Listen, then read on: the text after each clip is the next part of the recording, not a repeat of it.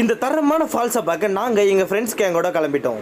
இந்த அளவுக்கு செம்ம எக்ஸைட்டிங்கோட கிளம்புற எங்களுக்கு அங்கே மிகப்பெரிய ஷாக் ஒன்று காத்திருந்தது. வீடியோட எண்டில் சொல்கிறேன். சதாசிவ கோணம் சொல்லிட்டு கூகுளில் டைப் பண்ணிங்கன்னா இந்த ஃபால்ஸோட லொகேஷன் உங்களுக்கு காமிச்சிடும். ஒரு 180 கிலோமீட்டர்ஸ் டிராவல் பண்ணி வர மாதிரி இருக்கும். ஸ்ட்ரைட்டாக போனால் சதாசிவ கோணா ஃபால்ஸ், ரைட்டில் போனீங்கன்னா பென்சிலோ கோணா ஃபால்ஸ். கடைசியாக இந்த போர்டு கிட்ட காரை விட்டுட்டு இந்த ரூட்டில் தான் நடந்து போகிற மாதிரி இருக்கும். இந்த ஃபால்ஸுக்கு வரீங்கன்னா நவம்பர் ஃபெப்ரவரி வாங்க, அப்போ தான் கரெக்டாக இருக்கும். இல்லைனா எங்களை மாதிரி வந்துட்டு அப்புறம் வருத்தப்படுவீங்க.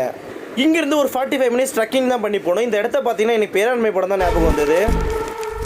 பயத்தை உள்ள வச்சுக்கிட்டு சிரிச்ச முகத்தோட தான் போயிட்டு இருந்தோம். போகிற வழியில் அவ்வளோ பெரிய மாதிரி விழுந்து கிடந்தது. அதனால நாங்கள் வேற ரூட்டை ட்ரை பண்ணோம். இவ்வளோ கஷ்டத்தையே தாண்டி கடைசியாக நம்ம தண்ணியை பார்க்க போறோம்னு நினைச்சா கடைசியில் நாங்கள் பார்த்தது ஒரே ஒரு சொட்டு கூட தண்ணி இல்லாத பாதையை தான் நாங்கள் பார்த்துட்டு இருந்தோம். இந்த இடத்த பார்க்கும்போது எங்களுக்கு சரியான டிசப்பாயிண்ட் ஆயிடுச்சு. கடைசி வரைக்கும் தண்ணியை பார்த்துட மாட்டோமான்னு சொல்லிட்டு எங்களோட ஒரு அடியுமே பார்த்து எடுத்து வச்சோம். கடைசியாக ஒரு சின்ன குளத்தை கண்டுபிடிச்சிட்டோம். நாங்கள் எக்ஸ்பீரியன்ஸ் பண்ண போனது, நான் எக்ஸ்பீரியன்ஸ் பண்ணது வேற லெவலுங்க.